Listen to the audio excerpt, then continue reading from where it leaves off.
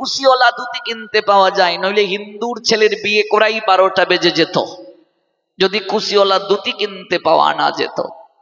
আর ধুতি পরিধান যদি লুঙ্গির মতো করি, পিছনে আমি গুজে দিলাম না, এটার পিছনে তো একটা তত্ত্ব আছে। আজকাল যে কেউ বাবাজির মতো ধুতি পরিধান করে, সংসারী স্ত্রী সঙ্গী, অথচ বাবাজির মতো পরিধান করছে, ভেতরে কৌপিন আছে। তুমি এই যোগ্যতা কোথায় পেলে? কে অনুমোদন দিল তোমাকে লুঙ্গির মতো পরার জন্য?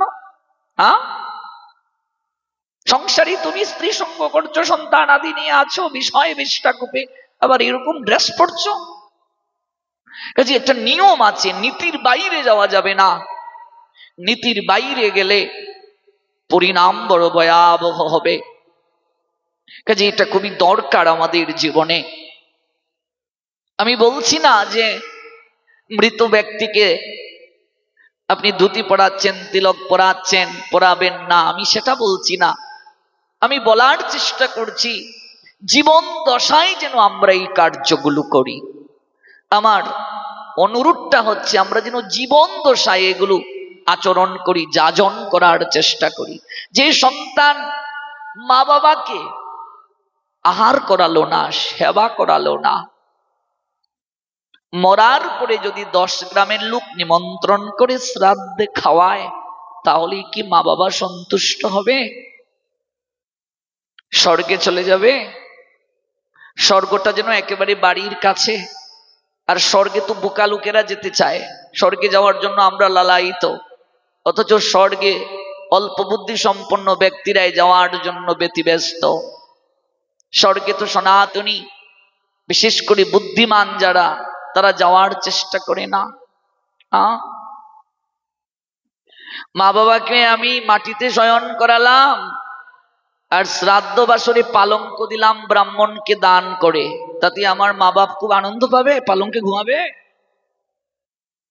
জীবন দশায় যদি আমি এই কার্যগুলো না করি, আমাদের মন্তব্যটা হচ্ছে, আমাদের অনুভবটা, যে অনুভবটা আপনাদের কাছে আমি একটু তুলে ধরার চেষ্টা করছি, জীবন দশায় যেন আমরা এই কার্যটা করি। জীবন দশায় যেন ধুতিটা পরিধান করি। আমি সনাতনী, এটা আমার সংস্কৃতি, তিলকটা একটু পরিধান করি, আমার সংস্কৃতিকে আমি লালন করি, হরিনাম করি। মরার পরে আমাকে হরিনাম শুনিয়ে যদি শ্মশান ঘাটে নিয়ে যাওয়া হয়, তাতে আমার কল্যাণ হবে না। মরা বেটার কানে কি হরিনাম যায়? বাবার কুলে করে একটা ছেলে যাচ্ছে, ছোট্ট ছেলে, অবলোকন করছে একটা মৃত লাশকে সৎকারের জন্য শ্মশানে নিয়ে যাওয়া হচ্ছে কাঁধে তুলে, আর সবাই হরিনাম কীর্তন করছে। ছোট্ট ছেলে এই দৃশ্য দেখে বাবাকে প্রশ্ন করছে, বাবা ওরা সবাই কি করছে? বাবা বললেন, ওরা সবাই হরিনাম কীর্তন করছে। ছোট্ট ছেলে কৌতূহল বশত আবার বাবাকে জিজ্ঞেস করছে, বাবা সবাই হরিনাম কীর্তন করছে, যে লোকটা শুয়ে আছে সে কেন করছে না? সবাই হরিনাম কীর্তন করছে, কিন্তু যে লোকটা শুয়ে আছে সে কেন করছে না? বাবা ছোট্ট ছেলেটিকে জড়িয়ে ধরে বলছেন, খোকা ও কি করে হরিনাম কীর্তন করবে রে? ও তো মরে গেছে, মরে গেলে কেউ হরিনাম করতে পারে না। ছোট্ট খোকা বাবার চোখের দিকে ফেল ফেল দৃষ্টিতে তাকিয়ে বলছে, মরে গেলে যদি কেউ হরিনাম করতে না পারে, তোমাকে তো আমি একটা দিনও হরিনাম কীর্তন করতে দেখিনি, তাহলে তুমিও কি মরে গেছো?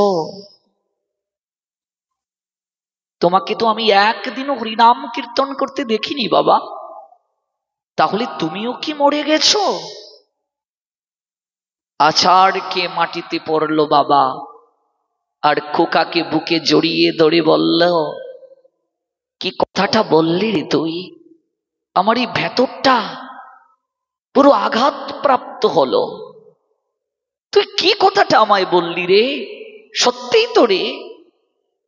এই যে হরিনাম করে লোকটাকে নিয়ে যাচ্ছে, ওর কানে তো হরিনাম যাচ্ছে না। সত্যি বাবা, আমি জীবিত থেকেও মরে গেছি রে। আমরা কজন মরার দলে, একটু বিচার করুন তো মা। এই 40 বছর 50 বছরেও যদি আমার জপমালা না থাকে, যদি আমি একটু হরিনাম করার সময় বের করতে না পারি, সত্যি কি জীবিত আছি? মরার পরে আমার শ্রাদ্ধ বাসরে অষ্টপ্রহর কীর্তন করবে আমার ছেলে, 16 প্রহর করবে, এগুলো মনসান্তনা ছাড়া আর কিছু নয়।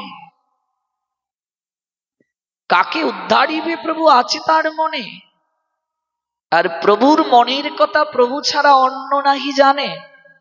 আর এটা আমার কর্মানুযায়ী ঠিক হয়ে যায়। শ্রাদ্ধে পিণ্ডদান, শেষ কৃত্যের পর যত মাঙ্গলিক অনুষ্ঠান, সেটি দ্বারাও পরলোক গতির কল্যাণ হয় বটে, কিন্তু সেটি মনসান্তনা। আমার উদ্ধারের চিন্তা আমাকেই করে যেতে হবে, এটি হচ্ছে মুখ্য কথা। আমাদের সনাতন ধর্মের যে দর্শন এত চমৎকার, দেখুন 4টা ধাপে আমাদের জীবনটাকে ভাগ করা হয়েছে। 25 বছর বয়স পর্যন্ত দেহ সম্পদকে রক্ষা করার কথা শাস্ত্র বলছেন। একটা ছেলে 25 বছর বয়স পর্যন্ত তার দেহ সম্পদ রক্ষা করবে, যেটিকে ব্রহ্মচর্য আশ্রম বলা হয়। একটা মেয়ে বিবাহের আগে তার কুমারিত্ব রক্ষা করবে। কুমারিত্ব রক্ষা যে করতে পারে সে দেবীর সঙ্গে তুলনীয়। এই জন্য সনাতনী হিন্দুরা কুমারী পূজা করে, জগৎকে বুঝায় দেখো একটা নারী তার কুমারিত্ব যদি রক্ষা করে সে দেবী হয়ে যায়। জ্ঞানের লক্ষ্মী, গানের লক্ষ্মী, শস্য লক্ষ্মী নারী, সুষমা লক্ষ্মী নারী ফিরেছে রূপে রসে সঞ্চারী। নারী আদ্য শক্তি মহামায়ার অংশ। এই নারীকে এত শক্তি দিয়েছেন ভগবান। এই নারী শক্তির সঠিক ব্যবহার যে সংসারে হয়েছে, তার সংসারটা স্বর্গময় হয়ে গেছে। আর এই নারী শক্তির অসৎ ব্যবহার যে সংসারে হয়েছে, সেই সংসার নরক যন্ত্রণায় ভরে গেছে। শুধু সংসারে নয়, যে পুরুষের জীবনে নারী শক্তির সঠিক ব্যবহার হয়েছে, সেই পুরুষের জীবন ফুলে ফলে সুশোভিত হয়ে গেছে। আর যে পুরুষের জীবনে নারী শক্তির অপব্যবহার হয়েছে, তার জীবন নরকের হুতাশনে দগ্ধীভূত হয়ে গেছে। নারীর বিরহ দহনে জলে পুড়ে পুরুষ যেন নতুন করে সৃষ্টি হয়, আবার নারীর প্রেম ভালোবাসায় সিক্ত হয়ে পুরুষ লাভ করে নবজন্ম। নারীর বিরহে নারীর মিলনে নর পেল কবি প্রাণ, যত কথা তার হলো কবিতা, শব্দ হলো গান। এই জন্য নারীর ব্যবহার, আচরণ, এগুলো অত্যন্ত সাবধানতার সঙ্গে করা দরকার। তাকে কামিনী বলা হয়। চমৎকার করে প্রেমের কবি বলছেন, দেখুন, পুরুষ এনেছে দিবসের জ্বালা তপ্ত রৌদ্র দাহ, কামিনী এনেছে যামিনী শান্তি সমীরণ বাড়িবাহ। এই নারী স্তন প্রদান করিয়ে জীবন দান করতে পারে। এই নারী প্রসবিনী, এই নারী স্তন্যদায়িনী, এই নারী মমতাময়ী, এই নারী মনে রাখবে আবার ছলনাময়ী, সাপিনী, ঘাতিনী। এই নারীকে বলা হয় রমণী, অর্থাৎ আনন্দবর্ধিনী শক্তি। সংসার সুখের হয় রমণীর গুণে। রমণী আনন্দবর্ধিনী শক্তি।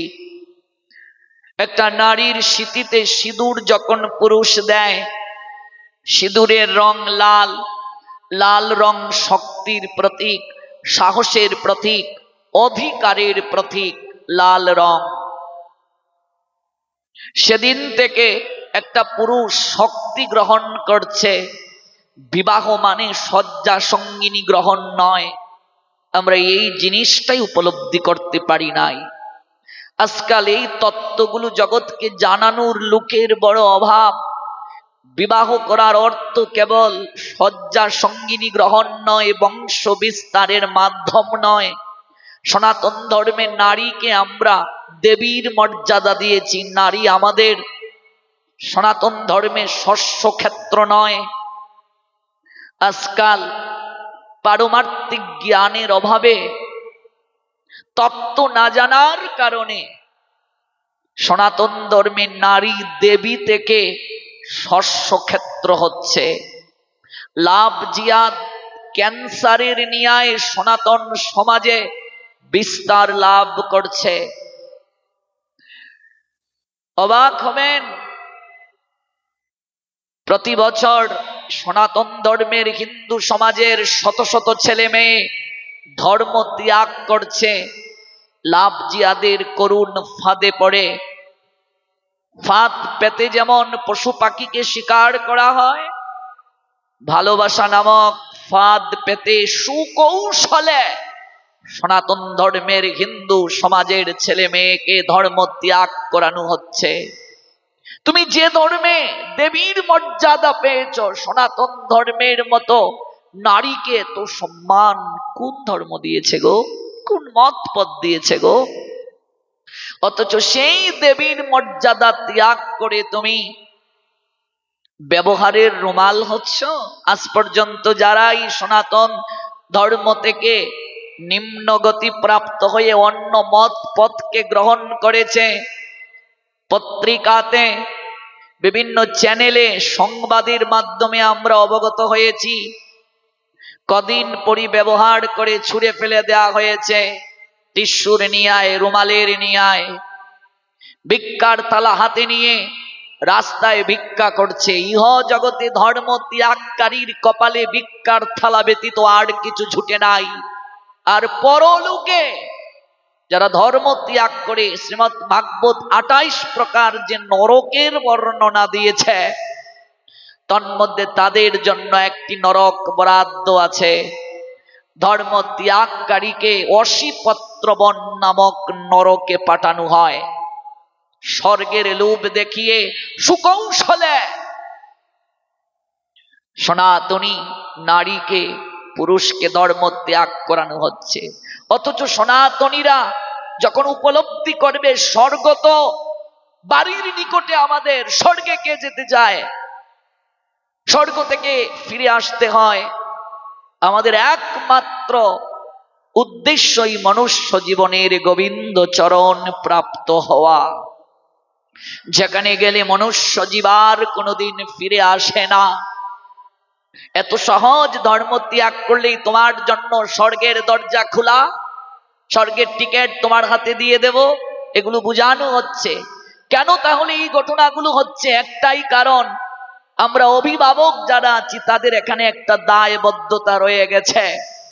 আমরা আমাদের সন্তান দিগকে নৈতিক শিক্ষা দিচ্ছি না, ধর্মের শিক্ষা দিচ্ছি না। প্রত্যেক মা বাবা সন্তান জন্ম নেওয়ার পরই স্বপ্ন দেখে আমার সন্তান ডাক্তার হবে, আমার সন্তান ইঞ্জিনিয়ার হবে, আমার সন্তান উচ্চপদস্থ চাকুরি করবে। এই স্বপ্ন দেখাটা আমি দোষের কিছু মনে করছি না, কিন্তু কজন মা বাবা এই চিন্তাটা করে আমার সন্তান মানুষ হবে? মানুষ হওয়াটাই জীবনের সর্বোত্তম সাধনা। ছোটবেলা বাড়িতে যখন গুরুজন আসতেন, মা বলতেন একটু প্রণাম করতো বাবা। আজকাল অনেক মা বাবারা সন্তানকে প্রণাম করতে শেখায় না। সকাল দুপুর সন্ধ্যায় নিজেরাও প্রণাম দেয় না, যার কারণে বহু গৃহে যাওয়ার পর মা বাবা যখন ছোট সন্তানকে বলে প্রণাম দে, সন্তান তখন প্রণাম দিতে চায় না। মা বাবা লজ্জা পায়, কিংবা প্রণাম দিলেও ডিজিটাল প্রণাম, এইভাবে প্রণাম দেয়, ডিজিটাল প্রণাম। মনে রাখবে, এক হাতে যদি কেউ প্রণাম দেয়, তার জন্মার্জিত সকল পুণ্য নষ্ট হয়ে যায়। এক হাতে যদি কেউ প্রণাম দেয়, এটা সনাতনী হিন্দুদের সংস্কৃতি নয়। বিষ্ণু স্মৃতি স্পষ্ট করে বলে দিয়েছে, কেউ যদি অলসতার বশবর্তী হয়ে এক হাত লুকিয়ে কিংবা এক হাত ব্যবহার না করে কেবল এক হাতে প্রণাম নিবেদন করে, কিংবা কাজের অজুহাত দিয়ে যদি কেউ এক হাতে প্রণাম নিবেদন করে, বিষ্ণু স্মৃতি বলছেন জন্ম প্রবৃতি ইয়াত কিঞ্চিত পুমান বই ধর্মমাচরে সর্বং তন্নিস্পলং ইয়াতি এক হস্ত অভিবাদনাৎ। কেউ যদি এক হস্তে কার্যান্তরে রেখে কিংবা অলসতার বশবর্তী হয়ে এক হাত প্রসারিত না করে প্রণাম নিবেদন করে, এইভাবে প্রণাম, তাহলে আজন্মার্জিত যত পুণ্য সে অর্জন করেছে সঙ্গে সঙ্গে তার বিনষ্ট হয়ে যায়। দুহাত কেন দিয়েছেন ভগবান? সনাতন ধর্মের উচ্চ দর্শন রয়েছে, একমাত্র সনাতনীরা বিশ্বাস করে প্রত্যেকের হৃদয়ে ভগবান আছেন। এই জন্য সনাতনীরা বড়ও ছোটকে প্রণাম দিতে পারে, ছোটও বড়কে প্রণাম দিতে পারে। আমরা দেহ সত্তাকে প্রণাম দেই না, এই দেহটা যে শক্তি পরিচালনা করছে সেই পরমাত্মার প্রতি আমরা নিবেদিত হই। কাজেই এইভাবে প্রণাম, এটা সনাতনীদের সংস্কৃতি নয়। আজকাল এটা ফ্যাশন হয়ে গিয়েছে, মন্দিরের পাশ দিয়ে কেউ যাচ্ছে এমন করে প্রণাম দিচ্ছে। যে জায়গায় মাথা নত করা দরকার সেই জায়গায় যদি কেউ মাথা নত না করে তাহলে তার দুঃখ থাকবে না, দুঃখী থাকবে। সারা রাত দুর্গা পূজায় আমার বয়সী পোলাপান ক্যাটস পা দিয়ে আর মেয়েরা আটা ময়দা মেখে বের হয়ে গেল দেখার জন্য, আর জুতো খুলবে মাকে প্রণাম দেওয়ার জন্য। একটা ডিজিটাল প্রণাম, এটা প্রণাম নয়, এই মা তোকে দেখে নেব। কি আশ্চর্য! এই দায় কি অভিভাবক কখনো এড়িয়ে যেতে পারবে? অনেক মা বাবারা নিজেরাই প্রণাম দেয় না, তাহলে সেই সন্তান শিখবে কি করে? whatever action a great man performs common men follow, and whatever he standards by exemplary acts all the world pursue, said all pursue bring Krishna Srimad Bhagavad Gita 3:21 verse yat yat acharoti shreshto tattoteva itoro janoh soyat pramanam kurute lukta tanuvartate। জগতে শ্রেষ্ঠ ব্যক্তিরা যা আচরণ করে অপর সাধারণ জন তাকে অনুকরণ করে, তিনি যা জগতের বুকে প্রমাণ রেখে যান সবাই সেটিকে গ্রহণ করে।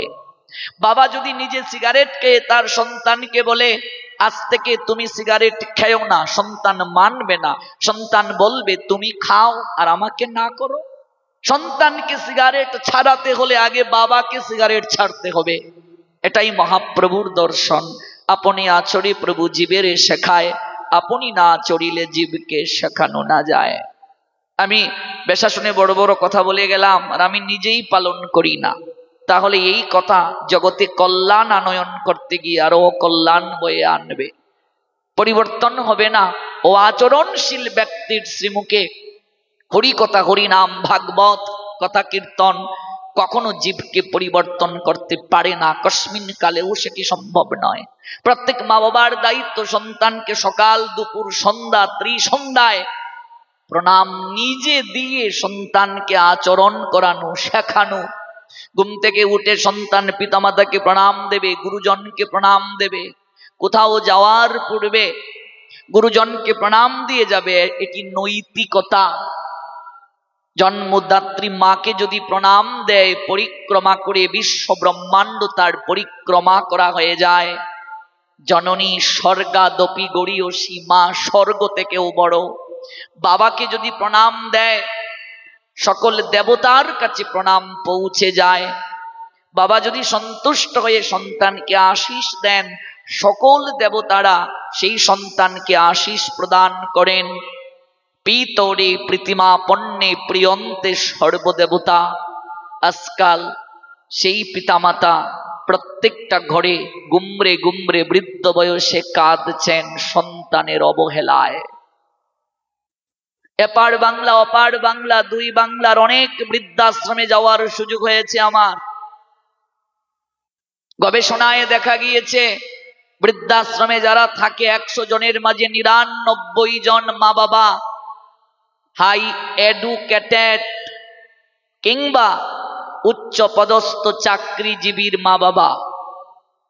বৃদ্ধাশ্রমে যারা আছে প্রায় 100 জনের মধ্যে 99 জনের সন্তান উচ্চপদস্থ চাকরিজীবী, হাই এডুকেটেড। তাহলে সন্তানকে জন্মের পর ডাক্তার ইঞ্জিনিয়ার বানানোর জন্য স্বপ্নে বিভোর আমরা। আমি আবারও বলছি, এই স্বপ্নটা দোষের কিছু নয়, কিন্তু এত শিক্ষা দিলাম, এত উচ্চ পদে চাকুরি রত করালাম, তাহলে আমার স্থানটা বৃদ্ধাশ্রমে কেন গো? কারণটা কি? আমার স্থানটা বৃদ্ধাশ্রমে কেন? কেন বৃদ্ধ বয়সে মা বাবাকে আমার কাছে জঞ্জাল মনে হয়? কেন বৃদ্ধ বয়সে পিতামাতা বোঝা হয়?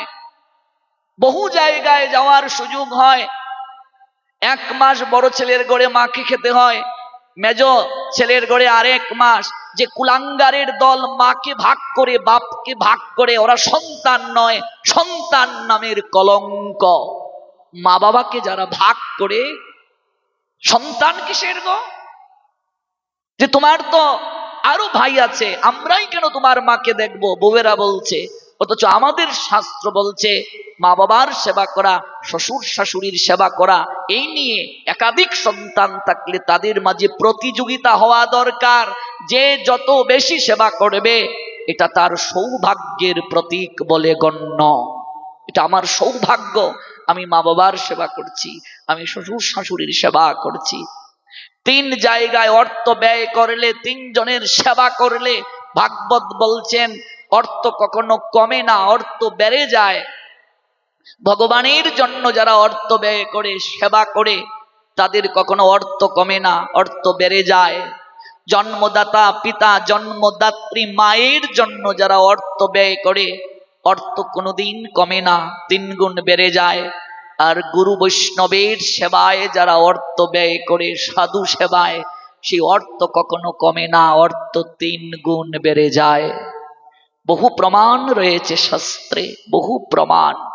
এই অপার বাংলায় যেহেতু আমার প্রতি বছরই 3 মাস 4 মাস পাঠ করার সুযোগ হয়, যতগুলো বৃদ্ধাশ্রম আছে সব বৃদ্ধাশ্রমের সন্তানেরা উচ্চপদস্থ, অথচ মা বাবাকে বৃদ্ধাশ্রমে পাঠিয়ে দিয়েছে। কারণটা কি? দিন দিন সম্পর্কটাকে আমরা কৃত্রিম বানিয়ে ফেলছি। কেন জানো? সন্তানকে জাগতিক পড়াশোনা করিয়েছ, স্কুল কলেজের শিক্ষা দিয়েছ, কিন্তু ভাগবতের শিক্ষাটা দিতে পারো নাই, নৈতিক শিক্ষাটা দিতে পারো নাই, ধর্মের শিক্ষাটা দিতে পারো নাই। সন্তানের মাঝে যদি নৈতিক শিক্ষাটা দিতে পারতাম, সন্তানের মাঝে যদি ধর্মের শিক্ষাটা দিতে পারতাম, সেই সন্তান ভিক্ষা করে খেলেও মাকে কখনো বৃদ্ধাশ্রমে পাঠাবে না, মাকে কখনো ডাস্টবিনে ফেলবে না, মা বাবা কখনো তার জীবনে বোঝা হবে না।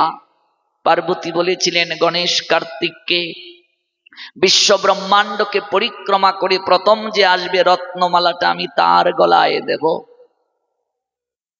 কার্তিক বেরিয়ে পড়লেন বিশ্ব ব্রহ্মাণ্ড পরিক্রমা করতে, আর গণেশ পার্বতীর নিকটে এসে প্রণাম দিয়ে বলছেন, মা তুমি তো আমার কাছে বিশ্ব ব্রহ্মাণ্ড। আজকাল এই কথাগুলো আমার বয়সী ছেলে মেয়েদের একটু শোনা দরকার, একটু জানা দরকার। আমরা নৈতিকতার স্তর না পেরিয়ে আমরা ভাগবতে চলে যাই, আমরা নৈতিক শিক্ষাটাকে একটু গ্রহণ না করে আমরা ভক্ত হয়ে যাই, আমরা মরালিটিটাকে ওভারকাম করছি, আমরা ভক্ত হয়ে যাচ্ছি কেবল বেশভূষণে। কিন্তু এটিকে বাদ দেয়া যাবে না। আজকাল অধিকাংশ ভক্ত বৈষ্ণবদের মাঝে এমন একটা ধারণা চেপে গেছে যে আমি একটু প্রসাদ পাচ্ছি, আমি একটু হরিনাম করছি, তিলক আদি করছি, মা বাবার ঋণ শোধ হয়ে গেছে, আর দরকার নাই তাদের। ওরা ভক্ত নয়, ভক্তের বেশ ধারণ করেছে। ভক্ত হওয়া এত সহজ নয়। মহাপ্রভু সন্ন্যাসীর পরও নীলাচল থেকে জগদানন্দ পণ্ডিতকে দিয়ে মায়ের জন্য একটা শাড়ি পাঠাতেন, সুভদ্রার প্রসাদী শাড়ি। ভাবা যায়, কল্পনা করা যায়, শাড়ি পাঠাতেন, প্রসাদী শাড়ি। প্রসাদী শাড়িটা, সুভদ্রার প্রসাদী শাড়ি তো আর মা পড়বেন না, মা তো বৈধব্য ব্রতে ছিলেন। একটা বৈধব্য ব্রতের শাড়ি আর একটা সুভদ্রার প্রসাদী শাড়ি পাঠাতেন। প্রসাদী শাড়িটা কৃপার জন্য, আর মায়ের জন্য একটা শাড়ি পাঠাতেন গৌর হরি। সবাইকে বলেন বৃন্দাবনে যাও, সবাইকে বলেন বৃন্দাবনে যাও, আর গৌরাঙ্গ থেকে গেলেন নীলাচলে। সচিমা বলেছিলেন, পুত্র নিমাই, তুই আমার অন্ধের যষ্টি রে, আমার এতগুলো কন্যা মারা গেল, এরপরে আমি বিশ্বরূপকে পেলাম, বিশ্বরূপ আমায় ছেড়ে চলে গেল, আমি তোকে আঁকড়ে ধরে বাঁচার চেষ্টা করলাম, তুইও আমার কাঁধে প্রিয়াকে রেখে জগতের কল্যাণের জন্য সংসার ত্যাগ করলে। বাবারে, আমি বলবো না, তুই এই গেরুয়া পোশাক খুলে আবার চলে আয়, আমি বলবো না, আমি তোর অমঙ্গল, সমাজে তোর নিন্দা আমি মা হয়ে সহ্য করতে পারবো না, এটা আমার গর্ব বাবা, জগতের তরে তোকে বিলাতে পেরেছি, কিন্তু বাবারে এরপরও তো আমি মা, আমারও তো একটা মন আছে রে, আমার একটা ইচ্ছে বাবা, তুই নীলাচলে থাকিস। নীলাচলের আবহাওয়াটা আর আমাদের বঙ্গের আবহাওয়াটার মাঝে একটা সাদৃশ্য আছে, তাছাড়া নীলাচলের সঙ্গে বঙ্গের একটা যোগাযোগ রয়েছে। বৃন্দাবনে যদি তুই চলে যাস, সহজে তোর সংবাদ আমি পাবো না, তুই নীলাচলে থাকিস বাবা। মাতৃ আদেশ রক্ষা করার জন্য গৌর হরি জগন্নাথ ধামে নীলাচলে শেষ লীলা কাটিয়ে দিলেন।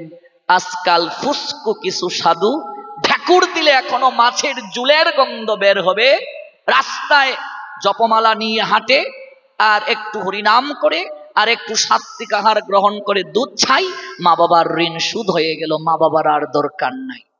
এত সহজ ধর্ম, এত সহজ শাস্ত্রের বিধান। একটা শাস্ত্রের বিধানকে উপলব্ধি করতে গেলে, অনুভবে আনয়ন করতে গেলে প্রচুর গ্রন্থ অধ্যয়ন দরকার। আর শুধু গ্রন্থ অধ্যয়ন করেও ভগবানকে জানা যাবে না।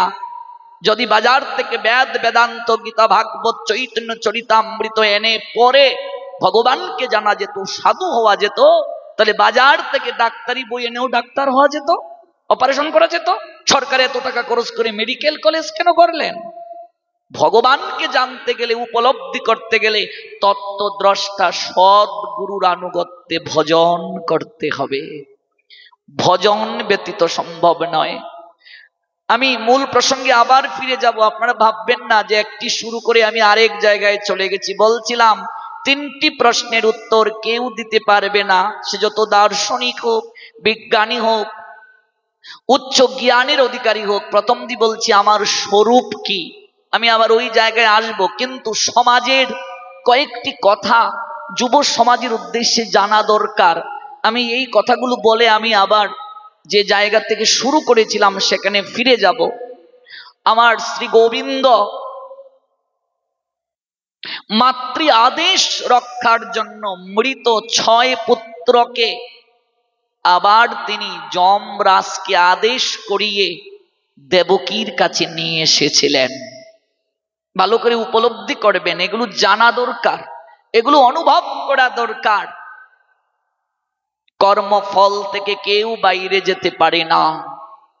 যখন কংসের বধ হলো, দেবকী দুঃসহ যন্ত্রণা বুকে চেপে কারাগারের মাঝে চাতক পাখির নিয়ে অপেক্ষা করেছিলেন, কবে কৃষ্ণ আসবে আর এই যন্ত্রণার অবসান হবে। মনে রাখবে মা, এই জগৎটাই একটা কারাগার। এই জগৎ কারাগারে আমরাও বন্দী, দেবকী আর বসুদেবের মতো। কি ভাবছো স্বাধীনভাবে চলছো, খাচ্ছ, ঘুরছো? না, এটা কারাগার, এটা কারাগার গো, এটা দুর্গ। এই দুর্গের অধিপতিনী হলেন দুর্গা, বহিরঙ্গা শক্তি গোবিন্দের, তাকে দায়িত্ব দেয়া হয়েছে অনাদি বহির্মুখ যারা কৃষ্ণ থেকে তাদেরকে শাস্তি প্রদান করার জন্য। কৃষ্ণ বলি সেই জীব অনাদি বহির্মুখ, অতএব মায়া তারে দেয় সংসার দোষ। আমরাও কারাগারে বন্দী, জগৎটা কারাগার, বারংবার আসছি আর যাচ্ছি, কেবল পোশাকটা পরিবর্তন হচ্ছে আমাদের। ভগবান কর্মানুযায়ী মানুষের পোশাক পরিধান করিয়ে দিয়েছেন, তাই আমরা মানুষ। কর্মানুযায়ী যদি ছাগলের পোশাক পরিধান করিয়ে দেয় ছাগল, বৃক্ষের পোশাক পরিধান করিয়ে দিলে বৃক্ষ। বারংবার আসছি আর বারংবার যাচ্ছি, আসা যাওয়া ততদিন পর্যন্ত চলবে যতদিন অনাদির আদি শ্রী গোবিন্দের চরণ প্রাপ্ত হতে আমরা না পারব। এটি উপলব্ধিতে আনয়ন দরকার। এই বিশ্ব প্রকৃতির চিরায়ত রীতি অনুসারে পৃথিবী জুড়ে চলছে পালা বদলের খেলা। তাই সে খেলার সুপান বেয়ে একদিকে যেমন বেজে ওঠে আগমনী সুর, ঠিক তেমনি সময় অন্যদিকে বেজে ওঠে বিদায়ের করুণ সানাই। আগমনী সুরের নৃত্যের মূর্ছনায় অমোঘ ঘন আনন্দের বশবর্তী হয়ে আমাদের চঞ্চল মন ময়ূরের পাখার মতো পেখম তুলে নাচে। নতুনকে বরণ করে নেওয়ার আনন্দে আমরা কতই না বিভোর হই, আবার পুরাতনকে বিদায় দিতে গিয়ে এই বিষাদ হৃদয় আর্তচিৎকার করে একদিন দুদিন 3 দিন কাঁদে, 4 দিন পর আর কাঁদে না। দিনে দিনে মাস যায়, মাসে মাসে বছর। আজ যার জন্য কাঁদছে কাল ভুল করেও তার নামটি স্মরণ করে না। এরই নাম জীবন। জীবন স্বল্পায়ত কিন্তু বড্ড বৈচিত্র্যময়। এই জীবনের প্রবাহমান গতি, যে গতি দিয়ে পাঠ শুরু করেছিলাম, এই জীবনের প্রবাহমান গতি স্রোতের নিয়ায় স্রোতস্বিনীর ধারা যেমন বইছে, জীবনও এইভাবে ধীরে ধীরে ধীরে ধীরে ক্ষয় হয়ে যাচ্ছে। কখন জানি ক্ষয় হয়ে যাচ্ছে উপলব্ধি হচ্ছে না আমাদের। চলিতে চরণ চলে না, দিনে দিনে অবশ হই, আগের বাহাদুরি আমার গেল কই। আগের মতো খাইতে পারি না, বেশি খাইলে হজম হয় না, আগের মতো নাচে না রঙ্গের বারই। উপলব্ধি করেছেন তো? অনুভব হচ্ছে তো এই বিষয়টা? দর্পণের সামনে দাঁড়িয়ে দেখুন, সংকেত দৃশ্যমান হচ্ছে, চুলে পাক ধরছে, দন্ত পড়ে যাচ্ছে, এগুলো সংকেত আমাদের বুঝানো হচ্ছে এই ভবের নাট্যমঞ্চে তোমাকে আর বেশি দিন অভিনয় করার সময় দেয়া হবে না। প্রস্থানের জন্য সংকেত চলে আসছে। নাট্যমঞ্চে দেখবে দুদিকে রাস্তা, একদিকে প্রবেশ আরেক দিকে প্রস্থান। এই প্রবেশটা হচ্ছে জন্ম আর প্রস্থানটা মৃত্যু। মৃত্যু থেকে পালিয়ে বাঁচার কোনো উপায় নাই। জাতস্যহি ধ্রুবম মৃত্যু দুবম জন্ম মৃতস্য চ তস্মাৎ অপরিহার্যে অর্থে নতম সুচিরত মহর্ষি। পালিয়ে বাঁচার কোনো উপায় নাই, গোবিন্দ জানালেন। জন্ম হয়েছে, মৃত্যু অবশ্যম্ভাবী, কর্মানুযায়ী বারংবার ঘুরতে হবে, আসতে হবে। পোশাকটা কেবল পরিবর্তন হয়। দেহটা পোশাক বাসাংশী জীর্ণানি যথা বিহায় নবানী গৃহন্নাতি নর পুরাণী তথা শরীরানি বিহায় জীর্ণানি অন্নানি সংয়াতি নবানী দেখি। As a person puts on new garments, giving up old one, the soul similarly accepts new material bodies, giving up the old and useless one, said omnipotent maker Krishna Srimad Bhagavad Gita 2 chapter Shankho Yug 22 verse। পোশাকটার কেবল পরিবর্তন হয়। জীর্ণানি অন্নানি সংয়াতি নবানী দেখি। What means জীর্ণানি? জীর্ণানি means said all power supreme, old ones। জীর্ণ মানে পুরাতন, পুরাতন মানে বৃদ্ধ। তাহলে 16 বছর বয়সে টাটকা যৌবন যার শরীরে, যে মারা গেল তার তো শরীরটা জীর্ণ হয় নাই, তার তো শরীরটা পুরাতন হয় নাই। সে কেন মারা গেল? তার কেন পোশাক পরিবর্তন হলো? গোবিন্দ বুঝাতে চাচ্ছেন, জীর্ণ শব্দের অর্থ হলো এই জায়গায় আমি যতদিন পরমায়ু দিয়ে তোমাকে পাঠিয়েছি, ওই আয়ু শেষ হওয়ার সঙ্গে সঙ্গে তোমার দেহটা দেখতে সজীব হলেও তুমি মূলত বৃদ্ধ হয়ে গেছ। জানি কি আমরা কদিন আয়ু নিয়ে এসেছি, বাঁচবো কদিন, এই ব্যাস আসন থেকে উঠতে পারবো কিনা নিশ্চয়তা নেই, বাড়ি ফিরে যেতে পারবো কিনা নিশ্চয়তা নেই। আমার আপনার জীবনে বলহরি হরিবল হয়ে যেতে পারে। এই যুগের নাম কলি, যে কোনো সময় মানুষ হবে বলি। দাদুর আগে নাতি যাচ্ছে, মায়ের আগে মেয়ে যাচ্ছে। অফুটন্ত, কলি শব্দের অর্থ কি? অফুটন্ত, অপ্রকাশিত। ভক্তি জ্ঞান বৈরাগ্য প্রকাশিত হচ্ছে না, ঘুমন্ত অবস্থায় আছে। তো দেহটার পরিবর্তন, পোশাকটার পরিবর্তন, কিন্তু ভেতরে যে শক্তি আছে সেই শক্তিটার পরিবর্তন হচ্ছে না। ওই শক্তিটা আক্ষেপ করে যে আমি তো খণ্ড, আমি কবে অখণ্ডের সঙ্গে মিলিত হব। ভালো করে ধ্যান দিন কথাটায়। এই নদী নালা খাল বিল সকল কিছুর জল তখনই পূর্ণতা প্রাপ্ত হয় যখন সাগরের সঙ্গে মিলিত হয়।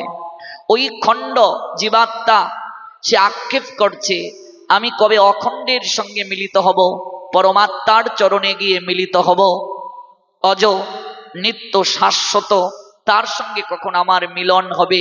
এই মিলনটাই হলো রাস, এই মিলনটাই হলো আসা যাওয়ার নিবৃত্তি, ভক্তের সঙ্গে ভগবানের মিলন। ততদিন যাবত এই প্রক্রিয়া চলবে যতদিন যাবত আমরা মিলিত হতে না পারবো। আত্মার কখনো জন্ম হয় না, মৃত্যু হয় না, আত্মার কদাচিৎ উৎপত্তি হয় না, হচ্ছেও না, হবেও না। আত্মা জন্মরহিত, শাশ্বত, নিত্য, পুরাতন হলেও চিরনবীন। শরীর কেবল নষ্ট হয়, আত্মা কখনো বিনষ্ট হয় না। ন জায়তে ম্রিয়তে বা কদাচিৎ নয়ম ভূত্তা ভবিতা বা ন ভূ অজ নিত্য শাশ্বত অয়ম পুরাণ ন হন্যতে হন্যমানে শরীরে। The Almighty Creator Krishna said, Srimad Bhagavad Gita, 2 chapter 20 verse. Oh my dear Arjuna, please listen attentively what I say. For the soul there is neither but nor that at anything. He has not come into being, does not come into being, and will not come into being. He is unborn, eternal, ever existence and primeval. He is not slain when the body is slain. কেবল দেহটা নষ্ট হচ্ছে, আত্মাকে অস্ত্রের দ্বারা কাটা যায় না, আগুনে পুরানো যায় না। The soul can never be cut to pieces by any weapons. আত্মাকে কখনো অস্ত্রের দ্বারা কাটা যায় না, আগুনে পুরানো যায় না, জলে ভেজানো যায় না, হাওয়াতে শুকানো যায় না। আত্মা অচ্ছেদ্য, অদাহ্য, অক্লেদ্য, অশুষ্য, not burned by fire, nor moistened by water, not withered by the wine. নৈনং ছিন্দন্তি শস্ত্রাণি নৈনং দহতি পাবক ন চৈনম ক্লাদন্তি আপো ন সুষৌতি মারুত। অচ্ছেদ্য অয়ম দাহ্য অয়ম ক্লেদ্য অশুষ্য এবচ নিত্য সর্বগত স্থান অচল অয়ম সনাতন নবীন চিরনবীন চির adolescence. Out of soul and no existence body. Body consumed time to time, but the soul all time evergreen. শরীর বিনষ্ট হয়, শরীর নষ্ট হয়ে যায়, আত্মার কখনো বিনষ্টি হয় না। শরীরটা একটা পোশাক, শরীরটা প্রকৃতির প্রদত্ত খাঁচা। এই যে তত্ত্ব, এই যে জ্ঞান, এই যে তত্ত্ব সম্পর্কিত জ্ঞান, এই জ্ঞান একটা শিশুর প্রাথমিক শিক্ষা কেন্দ্র। এই জ্ঞানের সেটি হলো পরিবার, সেটি হলো পরিবার। সর্বপ্রথম এই জ্ঞানটা তার প্রাথমিক শিক্ষাগুরু মা বাবার নিকট থেকে প্রাপ্ত হয়। সেই মা বাবা, মা যদি ভক্তিমতী হন তাহলে স্তনদুগ্ধের স্রোতধারায় অপ্রাকৃত কৃষ্ণ প্রেমামৃত পান করে সে। আর তিনি যদি জড় জগতে আচ্ছন্ন থাকেন তাহলে কামনা বাসনা ওই দুগ্ধের সঙ্গে মিশ্রিত হয়ে ভেতরটায় কামনা বাসনা আঁকড়ে তাকে কামনা বাসনার অরণ্যবে ডুবিয়ে দেয়। সেই মা স্বর্গাদপি গড়িয়সী, সে মায়ের কথা গোবিন্দের প্রতিপালনের লীলা আমরা শ্রবণ করছি। কারাগারে দেবকী, আর বলছিলাম এই কারাগার জগৎরূপ কারাগার। এই কারাগারে আমরা সবাই দেবকীর মতো চাতক পাখির নিয়ায় যারা অপেক্ষা করতে পারবে তারাই কারাগার থেকে মুক্তি প্রাপ্ত হবে। বুকে আশা নিয়ে ওই বিবাহের দিন থেকে দেবকী বসুদেব অপেক্ষা করছেন কবে কৃষ্ণ আসবে। একবার ভাবো মা, চোখের সামনে একটি দুটি তিনটি নয় 6টি পুত্রকে পায়ের মাঝে ধরে আছাড় মারলো দেয়ালে। ভাবা যায়? মাথার খুলি গিয়ে পড়লো মায়ের সামনে। কি করে বাঁচা সম্ভব? তুমিও তো একটা মা, ভাবো তো, দৃশ্যটা একটু অনুভবে আনো তো। অথচ দেবকী আশায় বুক বেঁধে রইলেন, একটাই তার হৃদয়ে মাঝে আশা, দৈববাণী মিথ্যে হতে পারে না। সপ্তম সন্তানটা যোগমায়ার প্রভাবে রোহিণীর গর্ভে গেল। এখানে একটা দর্শন জেনে যাও। আজকাল যে সকল মায়েরা সন্তান ধারণে অক্ষম, দেখবেন গর্ভ ট্রান্সফার সিস্টেম বের হয়েছে, ভ্রূণকে স্থানান্তরিত করা হয়। যে ওই গর্ভে সে বেড়ে উঠবে। যেহেতু সে গর্ভধারণে অক্ষম কিংবা গর্ভে সন্তান লালন করতে অক্ষম, এই জন্য আরেকটা নারীর গর্ভে ভ্রূণকে স্থানান্তরিত করা হয়। এটা বিজ্ঞানের আশীর্বাদ। অথচ এই ভ্রূণ স্থানান্তর, গর্ভ স্থানান্তর, এটা আজ থেকে হাজার হাজার বছর আগে সনাতন ধর্মে আছে। কত দর্শন দেখুন সনাতন ধর্ম, কত বিজ্ঞানের উপর প্রতিষ্ঠিত দেখুন। কংস ভেবেছিল সপ্তম গর্ভের সন্তান পাপ হয়ে গেছে, নষ্ট হয়ে গেছে, কিন্তু যোগমায়া আকর্ষণ করে সেই সন্তানটাকে বসুদেবের আরেক সহধর্মিণী রোহিণীর গর্ভে স্থাপন করলেন। এই সন্তানটাই হলেন বলরাম। এই যে গর্ভকে ট্রান্সফার করার সিস্টেম, আজকে টেস্ট টিউবের মাধ্যমে সন্তান উৎপাদনের প্রক্রিয়া হয়, কিন্তু আপনারা জেনে অবাক হবেন হাজার হাজার বছর আগে টেস্ট টিউবের পদ্ধতি আমাদের মহাভারতে আছে। গান্ধারী একটা বাঙালি মেয়ে, যার বাড়ি আফগানিস্তান। এই আফগানিস্তানটাই গান্ধার রাজ্য ছিল। দুর্ভাগ্য সনাতনী হিন্দুদের, আজকে সেই আফগানিস্তান হিন্দু শূন্য। আমরা কেবল পালাতে চাই, কিন্তু পালিয়ে যে কখনো নিজের অস্তিত্ব টিকিয়ে রাখা যায় না। নিজের অস্তিত্ব টিকিয়ে রাখতে গেলে নিজ নিজ জায়গা থেকে সচেতন হতে হবে, প্রতিবাদ করতে হবে, অধিকার আদায়ে লড়তে হবে। যে যে জায়গায় আছি, কেউ পার্টির মঞ্চে সচেতন করবে, কেউ মাঠের মঞ্চে সচেতন করবে, প্রতিবাদ করবে।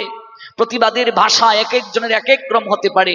কেউ গান গেয়ে প্রতিবাদ করতে পারে, কেউ কবিতা লিখে প্রতিবাদ করতে পারে, কেউ অনলাইনের মাধ্যমে প্রতিবাদ করতে পারে, মানুষের মাঝে জাগরণের বীজ বপন করে দিতে পারে, অঙ্কুরিত করতে পারে, পল্লবিত করতে পারে। 15 বছর যাবত আনাচে কানাচে মানুষের মাঝে এই চিন্তাটা জাগিয়ে দেওয়ার চেষ্টা করেছিলাম যে পালিয়ে কখনো রক্ষা হবে না, পালানোটাই কখনো সমাধান নয়।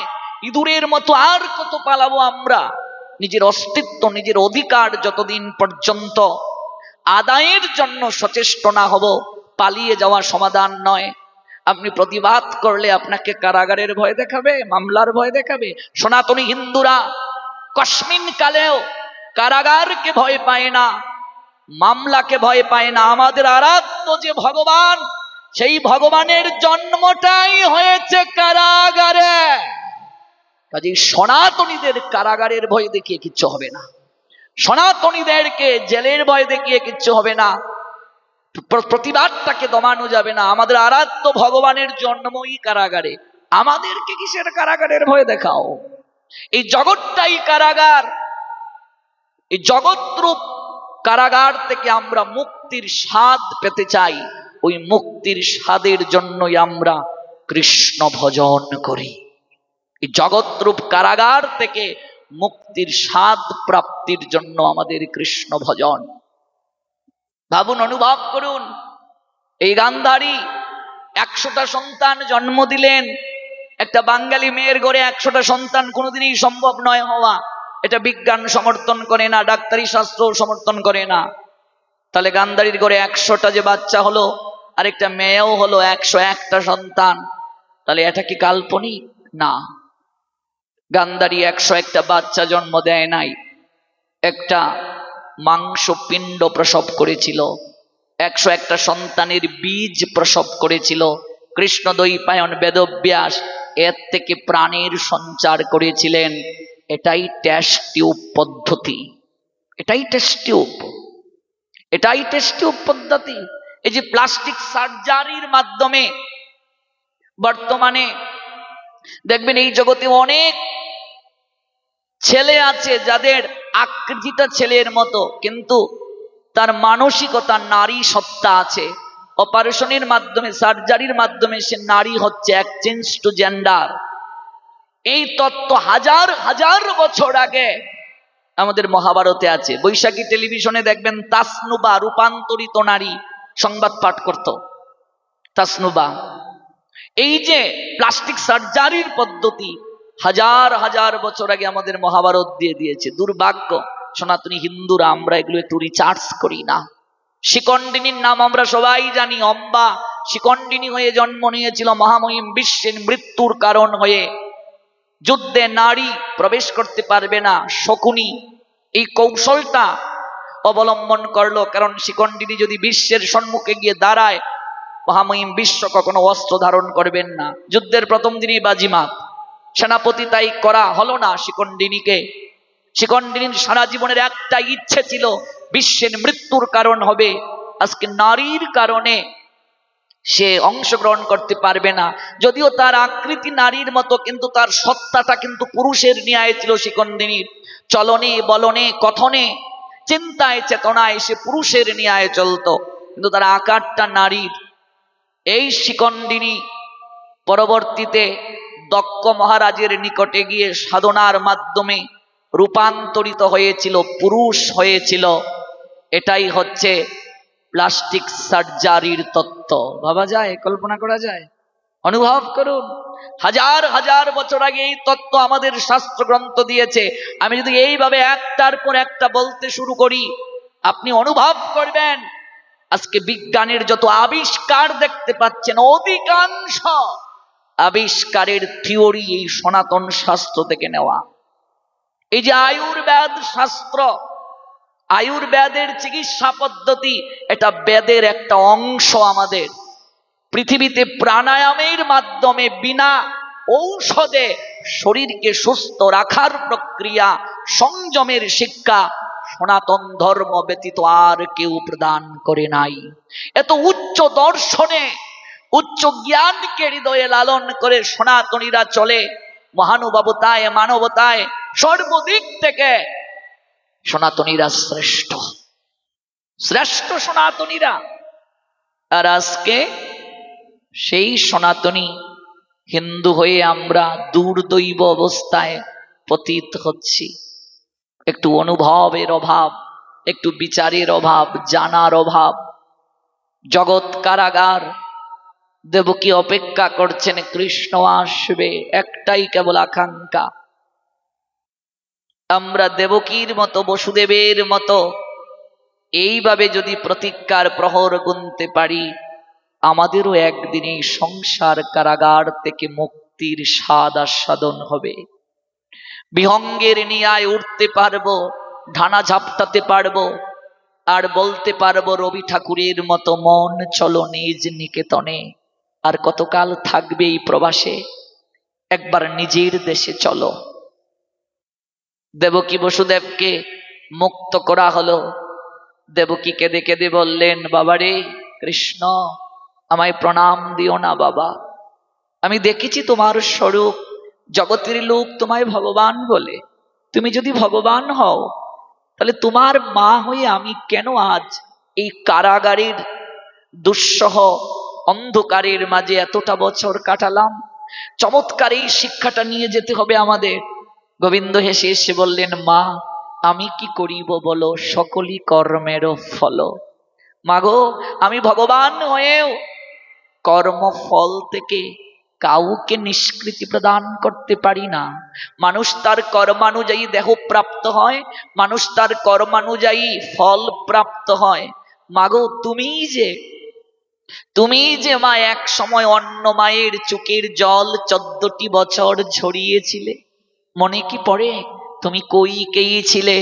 তুমি কৌশল করে রঘুপতিকে যখন তুমি বনবাসে পাঠানোর ব্যবস্থা করেছিলে, কৌশল্যা সেদিন তোমার চরণ প্রান্তে বসে কেঁদে কেঁদে বলেছিল, কৈকেয়ী আমি রাজ সিংহাসন চাইনি রে, আমি রাজমাতা হতে চাইনি, আমি সারা জীবন তোর দাসী বৃত্তি করে কাটিয়ে দেব, এরপরও আমার রামকে এই রাজভবনে থাকার তুই অনুমতি দে, তাকে তুই বনবাসী করিস না।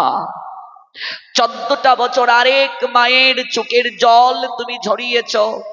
আজ তুমি সন্তান পেলে মা, কিন্তু একটিবার কুলে নিয়ে আদর করতে পারলে না, একটু স্তনদুগ্ধ পান করাতে পারলে না। মাগো, কর্মফল থেকে জগতে কেউ নিষ্কৃতি প্রাপ্ত হতে পারে না। আজকে আমি পুত্র হয়ে, যে প্রসঙ্গটা আমি আজকে গুরুত্ব দিচ্ছি পাঠে, আমি পুত্র হয়ে বৃদ্ধ পিতার প্রতি অবিচার করছি, মায়ের প্রতি অবিচার করছি, আমি বৌমা হয়ে শ্বশুর শাশুড়ির প্রতি অবিচার করছি। মনে রাখবে, প্রত্যেকটা ক্রিয়ার পাশাপাশি বিপরীত এবং সমান প্রতিক্রিয়া আছে। আমিও সারা জীবন বৌমা থাকবো না, আমাকেও একদিন শাশুড়ি হতে হবে। নিয়তি আমি যা করছি আমাকে ততটা প্রতিদান ফিরিয়ে দেবে। এই জন্মে না হোক অন্য কোনো জন্মে হলেও এই বিষয়টিকে অত্যন্ত গুরুত্ব দিতে হবে। এই ভাগবতের শিক্ষা যদি কেউ হৃদয়ে মাঝে লালন করে, এই সংসার স্বর্গময় হয়ে যাবে, এই সংসার স্বর্গময় হয়ে যাবে। আজকে দেবকী এই কথা শুনে অজুর দ্বারায় কাঁদলেন, পুত্র তোমার দ্বারা তো অসাধ্য কিছু নেই, আমি একটিবার আমার 6 মৃত পুত্রকে প্রাণ ভরে দর্শন করতে চাই, একটু কুলে নিতে চাই পুত্র, একটিবার তুমি আমাকে দর্শন করাও। কোন প্রসঙ্গে শুনছি? মায়ের আদেশ। মায়ের স্থানটা কোথায় মনে রাখবে, পিতামাতাকে অবজ্ঞা করে ভাগবতের স্তরে যাওয়া যায় না, কস্মিন কালেও সম্ভব নয়।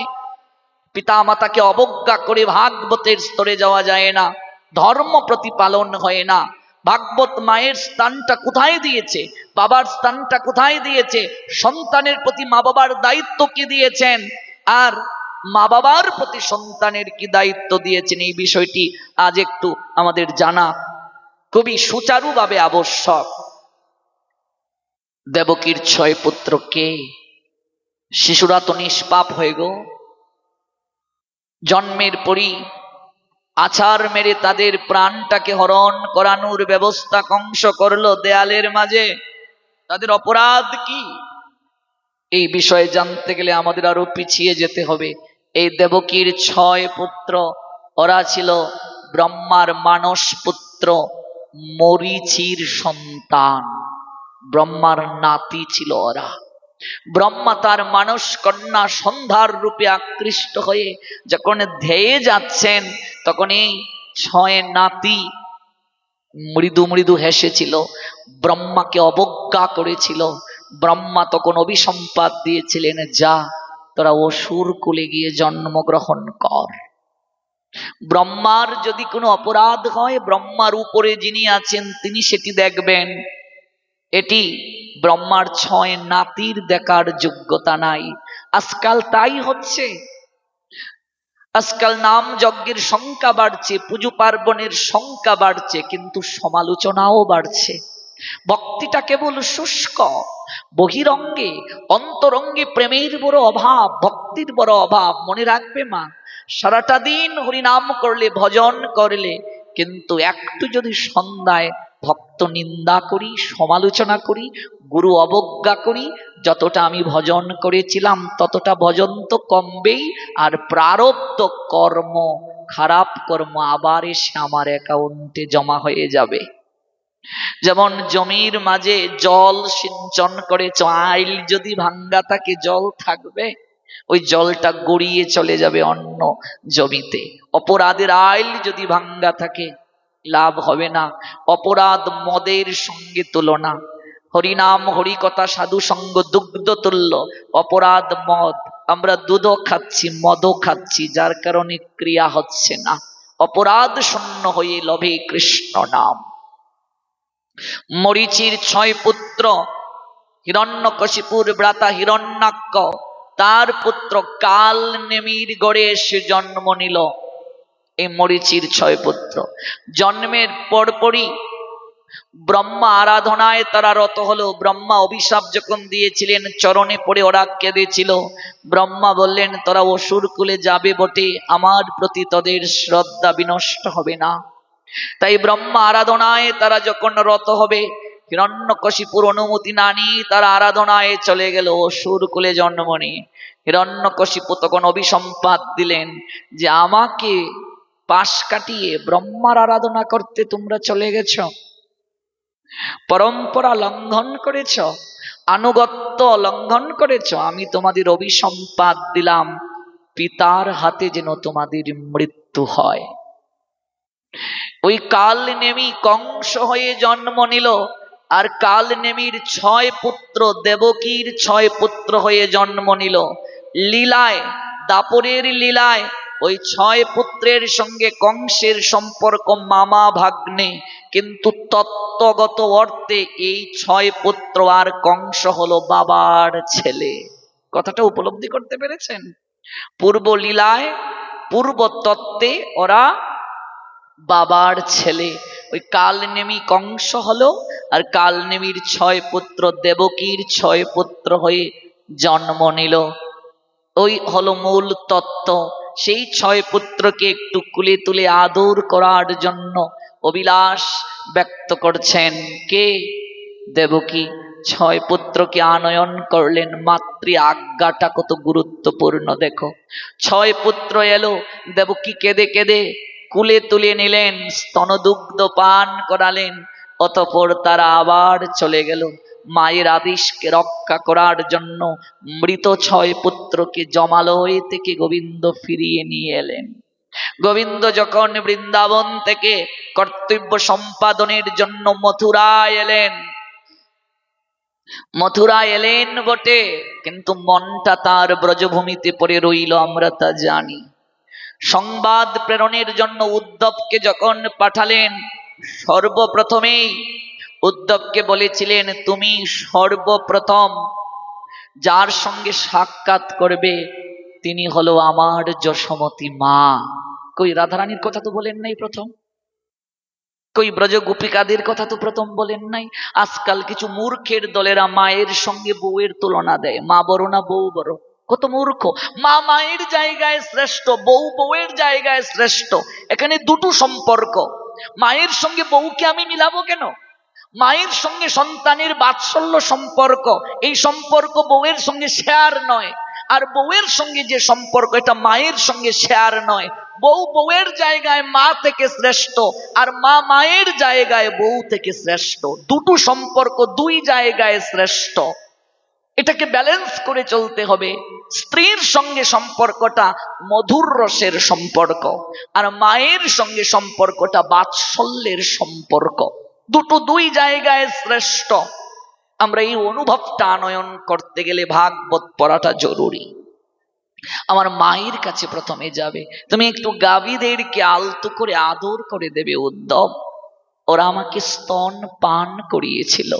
যেদিন অক্রূরের রথে চড়ে আমি মথুরায় যাত্রা করেছিলাম, সেদিন শ্যামলী দবলী কবলী ওরা হাম্বা হাম্বা রবে রথের পিছনে ছুটে এসেছিল। কোন অসুর যখন মায়ের কুল থেকে সন্তানকে কেড়ে নেয়, মা যেমন আলু তালু চুলে পরনে বসন আছে কিনা এটি না দেখে পাগলিনীর নিয়ায় ছুটে, আমি সেদিন রথ থেকে নীরবে নিবৃতে অস্ত্র বিসর্জন করেছিলাম আর নিরীক্ষণ করেছিলাম বৃন্দাবনের গাভীগণ রথের পিছনে পিছনে হাম্বা হাম্বা রবে ডাকছে। ওরা যেন বলছে, অক্রূর এতটা নিষ্ঠুর হইও না, গোপাল আমাদের সন্তান, গোপালকে যদি নিয়ে যাও আমরা জিহ্বা দিয়ে কাকে আদর করব, কাকে স্তন পান করাবো, এতটা নিষ্ঠুর তুমি হইও না। যেদিন থেকে গোবিন্দ মথুরায় গেলেন, সেদিন থেকে গাভীগণার হাম্বা হাম্বা রূপে ডাকলো না। ওরা প্রতিদিন পরন্ত বিকেল বেলা মথুরার পথের দিকে মস্তকটা তুলে সজল নয়নে তাকিয়ে থাকে, আর ঝরঝর করে তাদের আঁখি বেয়ে জল ঝরে। ওরা অপেক্ষা করে, গোপাল কবে আবার তুমি ব্রজবিহারী হয়ে মথুরা নাথ থেকে ব্রজে ফিরে আসবে, আর আমরা সন্তানের মতো তোমায় গ্রহণ করে আদর করে দেব। এই জন্য সনাতনী হিন্দুরা গাভীকে মায়ের স্বরূপে শ্রদ্ধা করে, ভক্তি করে। আমাদের আরাধ্য ভগবান গাভীর স্তন পান করেছেন, দুগ্ধ পান করেছেন, গোবৎসকে আদর করেছেন, ভালোবেসেছেন। যশোমতী মা গোপাল যেদিন চলে গেলেন, সেদিন থেকে আর যে উনুনে গোপালের জন্য দুগ্ধ জাল দিতেন, সেই উনুনটা আর কখনো জাল ধরাননি। মাকড়সার জাল বুনে গেছে উনুনে। যশোমতী মা কেঁদে কেঁদে অন্ধপ্রায় হয়ে গেলেন গোপালের জন্য। মাতৃসেবা পিতৃসেবার জ্বলন্ত উদাহরণ গোবিন্দ বৃন্দাবনে থাকতে দেখালেন। একদিন নন্দ মহারাজকে গিয়ে বলছেন, ও বাবা, বলাই দাদা বড় বলে তাকে তুমি একটা সেবার দায়িত্ব দিলে, দুধের বালতি গোশালা থেকে নিয়ে আসবে, আমিও তো তোমার আদরের গোপাল, আমাকে একটা সেবা দায়িত্ব দাও না। তুই কি করে সেবা করবি রে গোপাল? না বাবা, আমিও একটি সেবা করব। নন্দ মহারাজ বললেন, যা গোশালায় গিয়ে দেখ, গোবরের মাঝে আমার পাদুকাটা লেপ্টে গেছে, পাদুকাটা সরোবরের জলে ধুয়ে আমার জন্য নিয়ে আয়। ভাবা যায়, কল্পনা করা যায়, অনুভব করা যায়। পাদুকা দুটিকে গোবর থেকে তুলে নিয়ে সযতনে গোবিন্দ পাদুকা জলে প্রক্ষালন করে একটা বগলের নিচে আরেকটা মস্তকে করে নিয়ে বলছে, বাবা, ও বাবা, এই নাও, এই নাও তোমার পাদুকা। দেবর্ষি নারদ দূর থেকে অবাক হয়ে বলছেন, প্রভু, এ কি দৃশ্য দেখছি!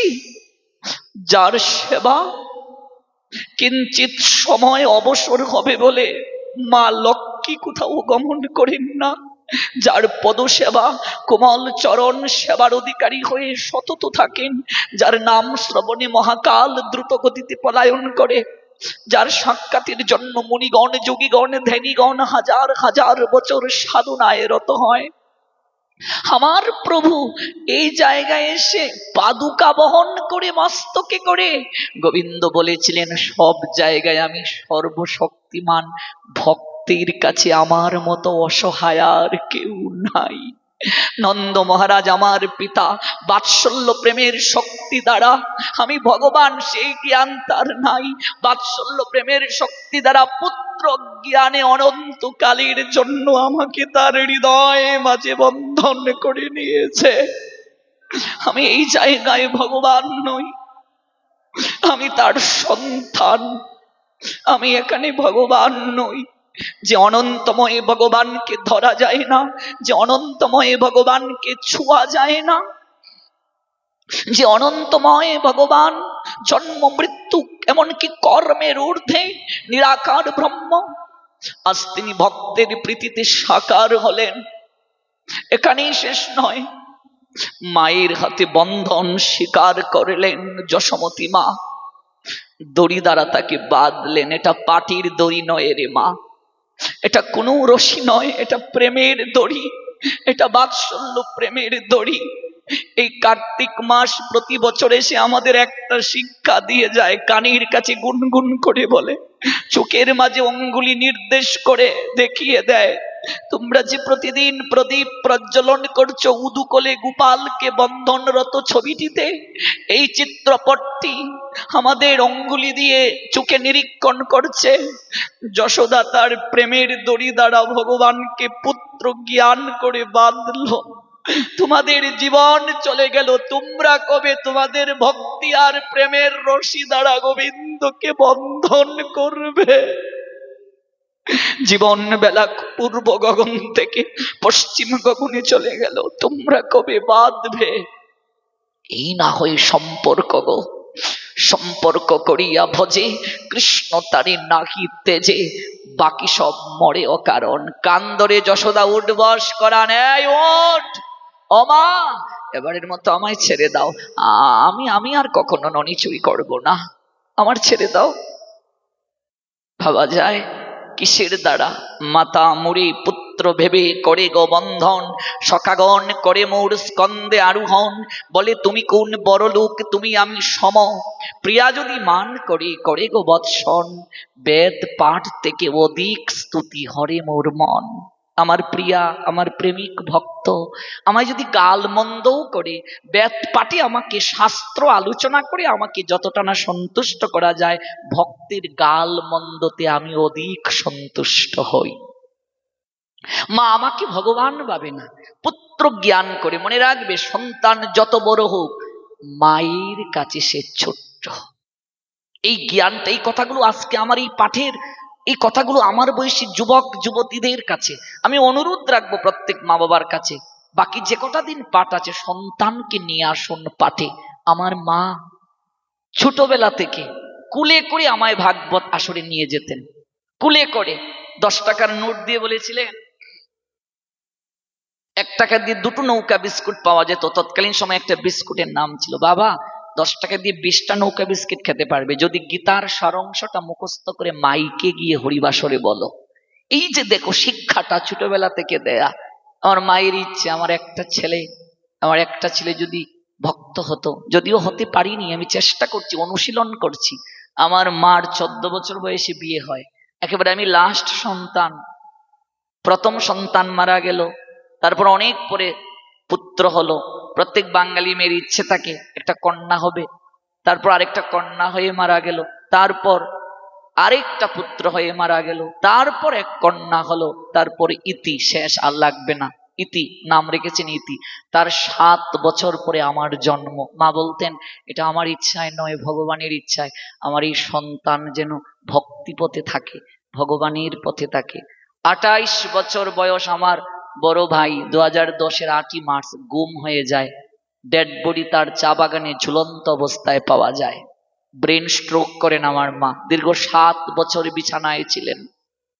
প্রতিবার ভগবানকে ডেকে ডেকে বলতাম, ঠাকুর আমার একটা প্রণাম যদি তোমার কাছে কোনোদিন পৌঁছায়, অন্তত এই কৃপায় আমার মা যেন সুস্থ হয়ে একটা ভাগবত আসরে যেতে পারে। কে বলে রে মা, ভগবান ডাক শুনেন না? অপারেশন করে ক্যানেল করে 5 ঢুকিয়ে দেয়া হলো মূত্রতলির সঙ্গে। চিন্তা যখন করেন তখন জমে যায়, জল জমে যায় ব্রেনে। আপনি তো একটা মা, 28 বছরের একটা ছেলে, জলজন্ত ছেলে নাই হয়ে গেল, লাশ পাওয়া গেল, এতগুলো সন্তান মরলো, টিকে থাকা যায়? পাগলের মতো হয়ে গেল। ডাক্তার বলছে এইভাবেই থাকবে। আমি সব সময় কাঁদতাম। একটা অনুষ্ঠানে কমিটি অনুরোধ করলো আপনার মাকে একটু দেখতে চাই, নিয়ে আসবে তো। হাওর অঞ্চলে অনুষ্ঠান, নৌকায় নিয়ে তুললাম, লাঠিতে ভোট দিয়ে কেঁদে কেঁদে 3 ঘন্টা নৌকা চললো। তীরে গিয়ে যখন নামলো, লাঠি ছাড়া মা হেঁটে হেঁটে গিয়ে উঠলেন। কে বলে ভগবান ডাক শুনে না? এখন বাড়িতে গেলে নিজে রান্না করে প্রসাদ পাওয়ায়, আমরা ডাকার মতো তাকে ডাকতে পারি না। ভগবান কৃপাময়, আমরা তাকে ডাকার মতো ডাকতে পারি না। ভগবান ভাবগ্রাহী জনার্দন, ভগবান পতিত পাবন হরি, শুধু একটু মমতার ভক্তি প্রেম মাখিয়ে তাকে ডাকো মা, জীবন ধন্য হয়ে যাবে, জীবন ধন্য হয়ে যাবে। আমি প্রত্যেকের নিকটে অনুরোধ রাখবো, সন্তানকে প্রাতিষ্ঠানিক শিক্ষার সঙ্গে একটু পারমার্থিক শিক্ষাটা দেবে। বর্তমানে যে সময় আসছে, যুব সমাজ ভ্রষ্ট হয়ে যাচ্ছে। তোমারও স্থান ডাস্টবিন কিংবা বৃদ্ধাশ্রম হতে পারে যদি নৈতিক শিক্ষাটা সন্তানকে না দিতে পারো। এতগুলো সন্তান মরলো, বড় ছেলেটা খুন হলো, এরপরও আমার মা বলেন তুই যদি জগতের ছেলে হতে পারিস তোকে গর্বে রাখা আমি সার্থক বলে মনে করব। এই ত্যাগ সবাই করতে পারে না, এই ত্যাগ সবার ভাগ্যে হয় না। 4টা ছেলে 5টা ছেলে থাকার পরও আমরা এক মা বাবা একটা সন্তানকে জগতের তরে বিলাতে পারি না।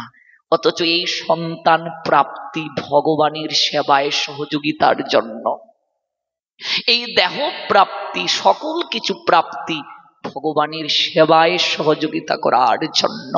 এটা খুবই প্রয়োজন রে মা, খুব প্রয়োজন এই ধর্মের শিক্ষাটা দেওয়া।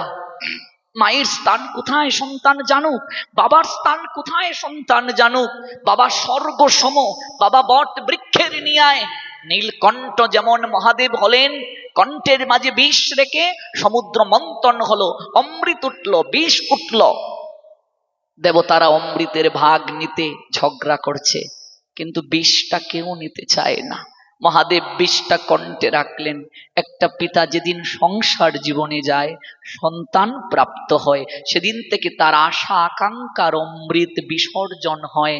আর সংসারের সকল বিষ কণ্ঠের মাঝে রেখে নিজের চাহিদাকে জলাঞ্জলি দিয়ে সন্তানটাকে মানুষ করতে সচেষ্ট হয়। কিন্তু মনে রাখবে, অনুভবটা চূড়ান্ত ভাবে আনবে। ভাগবত বলছেন সেই মা মা বলে গণ্য নয়, সেই বাবা বাবা বলে গণ্য নয় যদি সন্তানকে ভক্তি শিক্ষা প্রদান না করে। হিরণ্যকশিপুর মতো বাবা বাবা নয় যে সন্তানকে ভক্তি ভক্তিতে প্রতিবন্ধকতা করে কইকেয়ীকে 14টা বছর ভরত মা বলে ডাকেননি, ধর্মের বিপাক্ষিক আচরণ করেছিল বলে। মনে রাখবে, ভগবান সন্তান আমানত রূপে দিয়েছেন, অহংকার করিও না। ভগবান চাইলে আজই তোমার নিকট থেকে মা ডাক কেড়ে নিতে পারে, বাবা ডাক কেড়ে নিতে পারে। প্রত্যেক মা বাবার দায়িত্ব সন্তানের বয়স 8 হয়ে গেলেই তাকে একাদশী ব্রত পালনের কথা বলা, তাকে বলা তুলসীকে একটু স্নান করা, প্রণাম দে, পরিক্রমা কর, ভাগবত আসরে নিয়ে যাওয়া। আজকে অগণিত ভক্তির চরণ ধুলি প্রাপ্তির সুযোগ হয়েছে আমার, আপনাদের মতো এরকম অগণিত বৈষ্ণবের দর্শনের সুযোগ হয়। আমি ছোটবেলা প্রধানমন্ত্রী কর্তৃক পুরস্কার পেয়েছিলাম ক্লাস 5-এ, প্রধানমন্ত্রী খালেদা জিয়ার কাছ থেকে 2003 সালে ট্যালেন্টের মাঝে প্রথম স্থান অধিকার করে বৃত্তি পেয়ে আমার মাকে দেখে বলেছিলেন, বাবা তুই জানিস না কি পেয়েছিস? ছোট তখন আমি বুঝতে পারিনি। আমি বললাম, এটা যদি শ্রেষ্ঠ পুরস্কার হয় তুমি কাঁদছো কেন? এর থেকেও ভালো আছে নাকি পুরস্কার? তখন তো আমার বয়স আর কত, 9 বছর। মা বলেছিলেন, অনেক সময় কান্না আনন্দেও হাসে, বড় হলে বুঝবি। আজকে মাকে বলি, তার থেকে শ্রেষ্ঠ পুরস্কার তুমি আমায় দিয়েছো। তুমি যদি আমায় ছোটবেলা থেকে সাধু সঙ্গে না নিয়ে যেতে, এই মনুষ্য জীবনের উদ্দেশ্যটা কি জানতে পারতাম না। এই মনুষ্য জীবন যে ধারণ একমাত্র গৌর গোবিন্দের চরণে শরণ নেয়ার জন্য, এই অনুভব হৃদয়ে আসতো না। আপনি যদি সন্তানকে ধর্ম শিক্ষা না দেন, সন্তান দানব হয়ে যাবে, দৈত্য হয়ে যাবে, সন্তান অসদাচারী হয়ে যাবে। আর সেই সন্তান সমাজের জন্য, সংসারের জন্য, পিতামাতার জন্য বিপত্তির কারণ হবে, হুমকির কারণ হবে। প্রাতিষ্ঠানিক শিক্ষাটা অবশ্যই প্রয়োজন আছে, কিন্তু প্রাতিষ্ঠানিক শিক্ষার সঙ্গে পরমার্থের শিক্ষার যদি সমন্বয় না হয়, সন্তান কখনো মানুষ হয় না। 2006 সালের একটা পত্রিকার সংবাদ আপনাদের জানাচ্ছি। আমি তখন 8ম শ্রেণীতে পড়ি। এক টুকাই ডাস্টবিন থেকে পরিত্যক্ত ময়লা আবর্জনা কুড়াতে গিয়ে দেখলো একটা বস্তা। ভেবেছে হয়তো কোনো পরিত্যক্ত জিনিস বস্তা ভর্তি হবে। বস্তার ফুকরের মাঝে আঙ্গুল নড়ছে, আঙ্গুলটা নড়ছে, বাঁধনটা খুলে দেখে একটা বৃদ্ধা মা বস্তার ভিতরে। শীঘ্র করে তাকে হাসপাতালে নিয়ে গেল, একটু ট্রিটমেন্ট দেওয়া হচ্ছে। কি ব্যাপার, ডাস্টবিনে কি করে বৃদ্ধা মাটা আসলো? চিকিৎসা করে একটু ভালোর দিকে শরীরটা গেল। সাংবাদিক ব্রিফিং হচ্ছে, পত্রিকাতে ঢালাও ভাবে প্রচার করেছিল। মনে পড়েছে সংবাদটার কথা আপনাদের জানাচ্ছি। মাগো, তুমি বস্তায় করে ডাস্টবিনে কি করে এলে? দুঃখিনী মা বলছে, আমার একটাই ছেলে, আমি ঘুমানোর আগে আলোচনা করতে শুনেছি, বৌমা বলছে মায়ের যদি একটা ব্যবস্থা না করো আমি তল্পি তল্পা গুটিয়ে কিন্তু চলে যাব। এটা শুনে ঘুমিয়েছিলাম, কিন্তু কি করে ডাস্টবিনে এলাম, কি করে হাসপাতালে আসলাম তা তো জানি না। বুঝতেই পারছেন, কুলাঙ্গার ছেলে মাকে ময়লার নিয়ে ডাস্টবিনে নিক্ষেপ করলো। সাংবাদিক বলছে, তুমি সুস্থ হয়ে কি করতে চাও?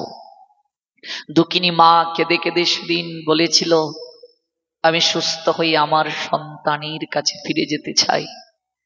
সাংবাদিক বলছে, যে সন্তান তোমাকে ডাস্টবিনে ফেললো, তুমি কি তার বিরুদ্ধে কোনো প্রশাসনের দ্বারগ্রস্ত হতে চাও? মা সেদিন বলেছিল, নিজেকে কি কেউ শাস্তি দিতে পারে? নিজেকে শাস্তি দিলে তো নিজেরই কষ্ট হয়, দিন শেষে সে যে আমার নারী ছেঁড়া ধন। কথাটা যখন আমি পড়লাম সংবাদপত্রে, চোখ বেয়ে ঝরঝর করে সেদিন জল ঝরেছিল। আর মনে মনে ভাবলাম, এই পৃথিবীতে ভগবান মায়েদেরকে এত মমতা দিয়ে পাঠিয়েছে, এত স্নেহ দিয়ে, এত ভক্তি দিয়ে, এত ভালোবাসা দিয়ে, যে সন্তান মাকে পরিত্যক্ত ভেবে ফেলে দিল, সেই মাই সন্তানের মঙ্গল কামনা করে আবার সন্তানের কাছে ফিরে যেতে চায়। অবাক হয়ে যাবে কলকাতার দৃশ্য দেখলে। আজকাল একটু বয়স হয়ে গেলেই আর কোনো সন্তান মা বাবার দায়িত্ব নিতে চায় না। আমি এত পাঠ ভারতে করে এসেছি, যে সমাজ বর্তমানে দুর্দৈব অবস্থায় যাচ্ছে, যে পাশ্চাত্যের সংস্কৃতি আজ বাঙালিদের মাঝে চলে আসছে, এই অবস্থা থেকে উত্তরণের একটাই উপায়, ভাগবত ধর্ম সন্তানের মাঝে প্রচার করা।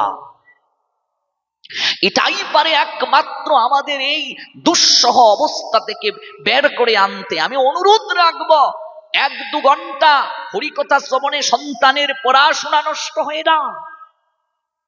সন্তানকে নিয়ে আসবেন পাঠের আসরে। আমাদের রেজাল্ট 1 পয়েন্ট 2 পয়েন্ট নয়।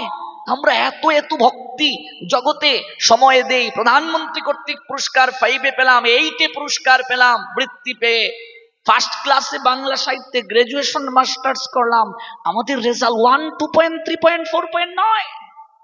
আজকাল সেই শিক্ষাটার বড় অভাব। আমরা অভিভাবকরা ভাবছি যে সন্তানের পড়াশোনা করার এখন সময়, এখন ধর্ম প্রতিপালনের সময় নয়। মনে রাখবে, দুটো একসঙ্গে চলবে, পড়াশোনাও চলবে, নৈতিক জ্ঞান প্রাপ্তির শিক্ষাটাও চলবে।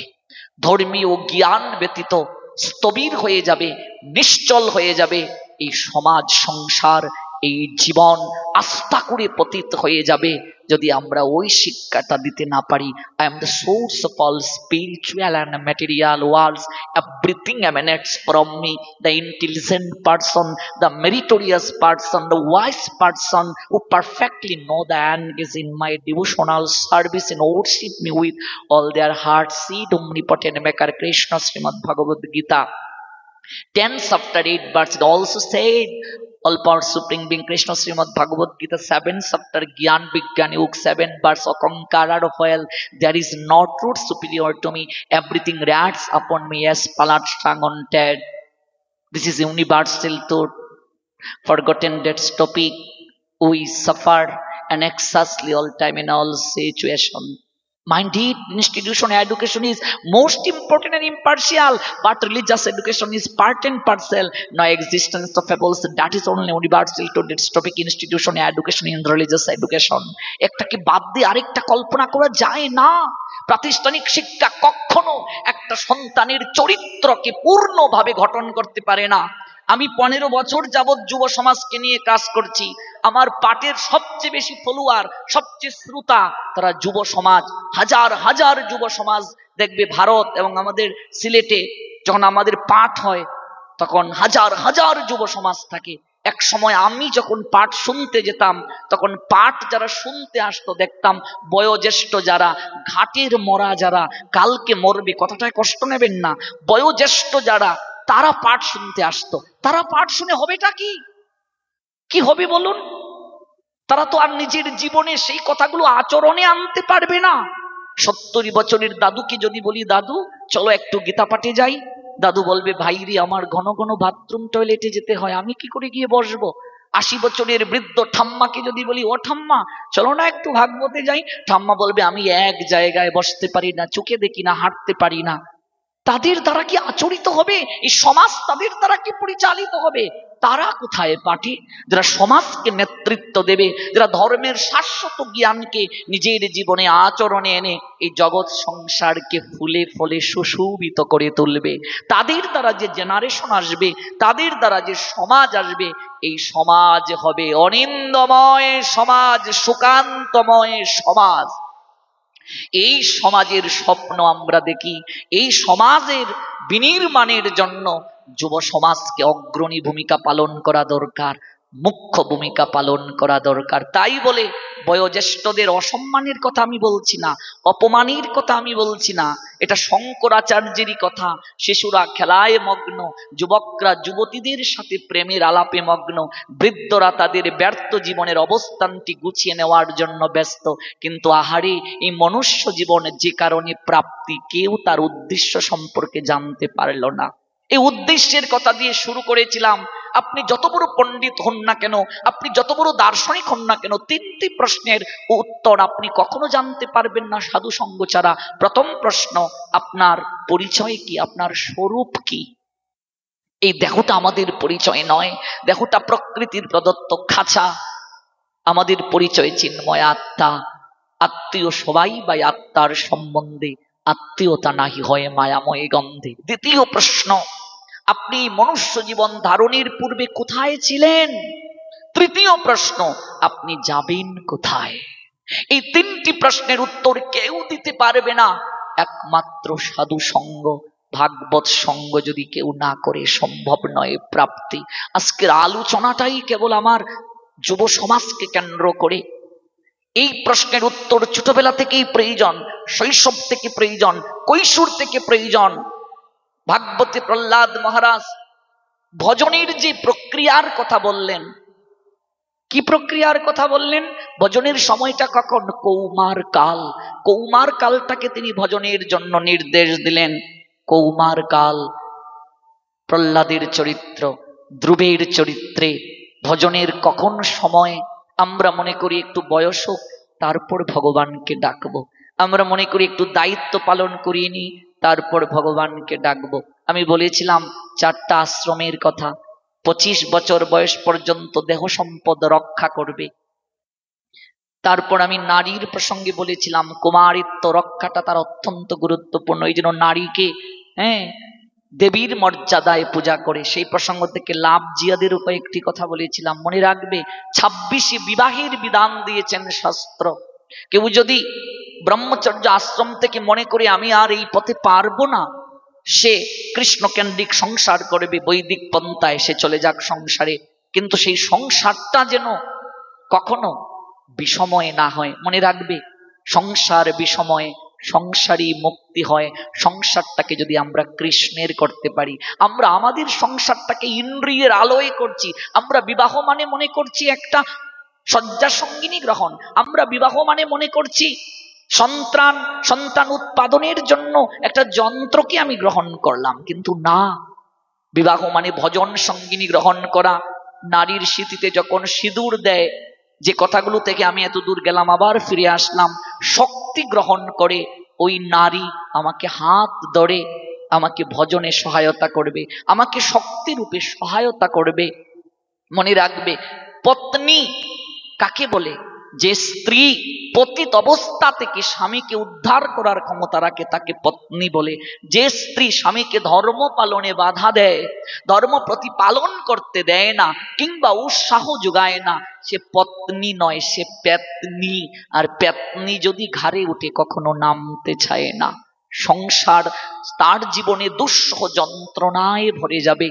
এই জন্য বিবাহ বিশেষভাবে ভার বহন করা, একে অপরের ভার বহন করবে। আমি স্বামীকে গ্রহণ করলাম, ওই স্বামী সিঁড়ি সদৃশ, এই স্বামীকে ভর করে আমি জগৎ স্বামীর কাছে যাব। এ হচ্ছে আসল কথা। আর আমি এই পতিকে পেয়ে জগৎ পতিকে ভুলে যাই। ওমা, আমরা মনে করি যে স্ত্রী পতি রেখে স্বামী রেখে অন্য কারো সঙ্গে মেশে তাকে কুলটা বলে, কিন্তু ভাগবত জানো কি বলেছে? ভাগবত বলেছে যে জগৎ পতির সেবা করে না, এই অনিত্য পতিকে নিয়ে পড়ে থাকে, রক্তে মাংসে গড়া ওই দেহের প্রতি আকৃষ্ট হয়ে পতিকে নিয়ে পড়ে থাকে, জগৎপতি কৃষ্ণের ভজন করে না, আরাধনা করে না, সেই হলো কুলোটা। এই জন্য রাস মণ্ডপে আমরা দেখতে পাই পতিগণ দরজা লাগিয়ে আবদ্ধ করে রাখতে চেয়েছিল, ওরা কেঁদে কেঁদে বলেছিল আজকে অন্তত বাধা দিও না, আজকে মিলনের দিন, আজকে গোবিন্দের কৃপা প্রাপ্তির দিন। আবদ্ধ করে দেহটা কেবল রাখতে পারবে, কিন্তু মনটা নয়। এই মনটা যে কবে ব্রজবিহারী গোবিন্দের চরণে সমর্পণ করে দিয়ে ফেলেছি। এরই নাম সংসার। সং মানে সাজা, সার মানে অমৃত। কৃষ্ণ নামে প্রেমে যদি স্ত্রী এবং স্বামী সাজতে পারে, সংসারে অমৃত পাবে, নইলে সেই সংসার হবে মনুষ্য জীবনে অসার। এখানে আনন্দ পাবে না, এখানে কেবল দুঃখ যন্ত্রণা ব্যতীত আর কিছু পাবে না। তাদের জীবনে সংসার যন্ত্রণায় ভরে যাবে। সংসার পালনের উদ্দেশ্য হচ্ছে কৃষ্ণ সেবার সহযোগীকে গ্রহণ করা। একটা নারী ইচ্ছে করলেই সে ভাগবত পাঠে একাকী যেতে পারবে না। এই সমাজের শকুনিরা কুদৃষ্টি দেবে তার প্রতি, সে একটা অবলম্বন গ্রহণ করলো, পতিরূপ অবলম্বন। সেই পতি তাকে নিয়ে সাধু সঙ্গে যাবে, ভাগবত সঙ্গে যাবে। অগ্নিকে সাক্ষী রেখে সপ্তপাকে প্রতিজ্ঞা করেছিলাম আজ থেকে দুজন মিলে ভজন করব। বিবাহের পর স্বামী স্ত্রী মিলে ভাগবত আসরেও এলাম না, আর ত্রিসন্ধ্যা একসঙ্গে বসেও করলাম না, একে অপরকে ভজনেও সহায়তা করলাম না। ওই ভজন সঙ্গিনী রূপে গ্রহণের প্রতিজ্ঞা করে ভজন সঙ্গিনীকে বানিয়ে দিলাম সংসারে শয্যা সঙ্গিনী। তাহলে সেই সংসার কি করে আমার মুক্তির মার্গ হবে স্বয়ং বিচার করুন। আর সেই অনুভব থেকে যে সন্তান জন্ম হবে, সেই সন্তান কখনো ভক্ত হবে না, মানুষ হবে না। মনে রাখবে, পিতা মাতার একটা বিশেষ বৈশিষ্ট্য সন্তানের মাঝে আসে জিনগত প্রক্রিয়ায়। ৭৫% মায়ের গুণাবলী সন্তান প্রাপ্ত হয়। আদর্শ সন্তান প্রাপ্তির পশ্চাতে 4টা গুণাবলী দরকার, 4টা বিধান দরকার। তিথি নক্ষত্র দিনক্ষণ দেখে বিবাহ, এগুলো কালকে আপনাদেরকে জানাবো। এবং শাস্ত্রীয় নিয়মে তিথি নক্ষত্র দিনক্ষণ দেখে সন্তান ধারণে প্রবৃত্ত হওয়া। তৃতীয় কার্য গর্ভ সংস্কার। 10 মাস 10 দিন মা যে সাধনা করবে সন্তানের মাঝে সেটি প্রকাশ পাবে। আর চতুর্থ সঙ্গ সংস্কার। আমার সন্তান জন্মের পর কার সঙ্গে মিশে, যে যার সঙ্গ করে সে তার বর্ণ ধরে। মনে রাখবে, অসুর কুলেও কৃষ্ণ ভক্ত হরিভক্তের জন্ম হতে পারে মা যদি সাধনা করে। আমরা জানি যত্র বীর্য তত্র পরাক্রম, বীজ যেমন ফসল তেমন, কিন্তু সেই বীর্যের গুণাবলীও পরিবর্তন হতে পারে সাধনার দ্বারা। আমরা অসুরের বীর্যে প্রহ্লাদকে দেখতে পাই। কৃষ্ণ ভক্ত হরিভক্ত প্রহ্লাদ হলেন কি করে? মায়ের কারণে। মা কয়াদু নারদের আশ্রমে 10 মাস 10 দিন ভাগবতের কথা শ্রবণ করেছিলেন। আজকাল সমাজে গর্ভবতী মহিলাকে ভগবানের সেবা দিতে শাশুড়িরা নিষেধ করে দেয়, কাউকে প্রণাম দিতে নিষেধ করে দেয়, অথচ জানে না গর্ভ সংস্কার কাকে বলে। এই কথাগুলোই সমাজে প্রথম আলোচনা দরকার। এখানে আমরা সংসারী মানুষ, সংসারকে কি করে সাজাবো, এই কথাগুলো ভাগবতে খুব কম আলোচনা হয়, যার কারণে সংসার কখনো স্বর্গময় হয় না, বৈকুণ্ঠময় হয় না। সংসার আমরা বিষের আগার বানিয়ে ফেলি। আগামীকাল এই তত্ত্বগুলো একটু আপনাদের কাছে তুলে ধরার চেষ্টা করব। সংসারে প্রবেশের পূর্বে আমাদের কেমন হৃদয় বৃত্তি দরকার, সংসারে যাওয়ার পর আমাদের কেমন বৃত্তি থাকা দরকার। যেহেতু আমরা সবাই এখানে সংসারী, সংসারে কেমন করে আমরা হরি ভজন করতে পারি, এই তত্ত্বগুলো সমাজে খুবই দরকার। একটা বিশেষ লীলাকে আশ্রয় করে শেষ দেব। মায়ের প্রসঙ্গ, বাবার প্রসঙ্গ যেহেতু বিশেষভাবে গুরুত্ব পেয়েছে আজকের আলোচনায়, একটা কৃষ্ণ ভক্তি